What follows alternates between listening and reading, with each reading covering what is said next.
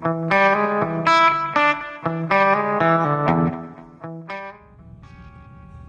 good morning. I wanted to introduce you to Paul, one of our engineers here, and talk about some of the things we've implemented as far as new software to alleviate any issues that connect our brake to our laser. And Paul can kind of fill you in on some of the software. With our fully integrated Trumpf software, we have the ability to eliminate issues from the floor with technicians perhaps choosing the wrong die and ending up with a part out of spec because the bend radius would be off. Now, most customers don't even realize that a bend radius is a thing with a sheet metal part, but it is, and it has a strong effect on the final product. So by implementing the software, it automates the die, it automates the cut size to allow for the bend radius, and it puts your part into spec where you need it.